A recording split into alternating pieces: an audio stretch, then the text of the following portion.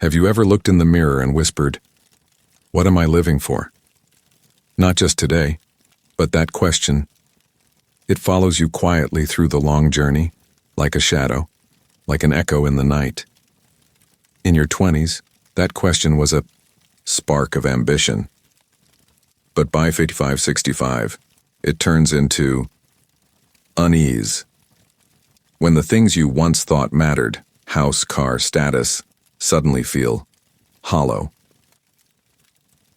If you're teetering between duty and loneliness, between outward laughter and an empty heart, then maybe this video is for you. A nameless crisis. They call it the midlife crisis, but really it's not about age.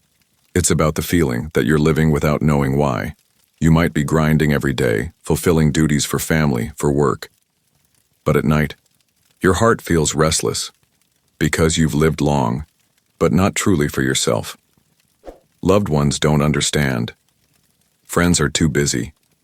You feel both lonely and guilty. The more you think, the more exhausted you get.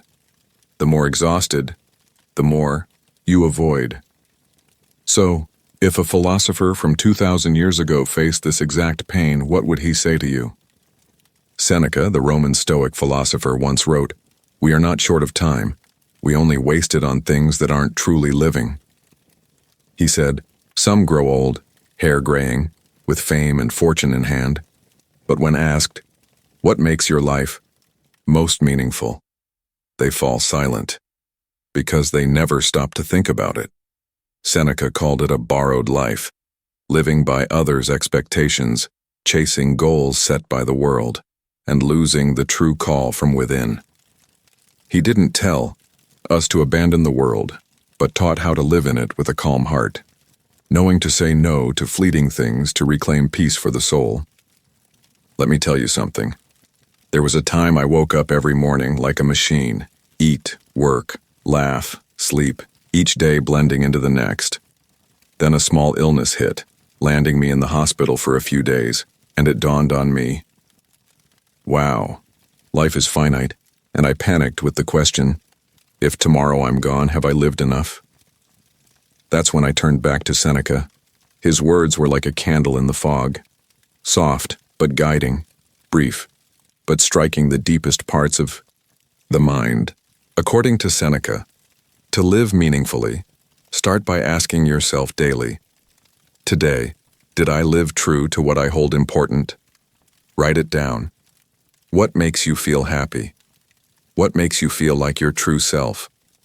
What can you do each day that brings your heart peace without needing anyone's applause? Stoicism doesn't demand you become extraordinary. It only teaches you to return to a meaningful simplicity, to be a father, a mother, a friend, a neighbor, with all the kindness, integrity, and calm you can muster. That's something no one can take from you, and that's where the meaning of life begins. Slow down and live truly. You don't need to chase further. The answer isn't in new achievements, new accounts, or new titles.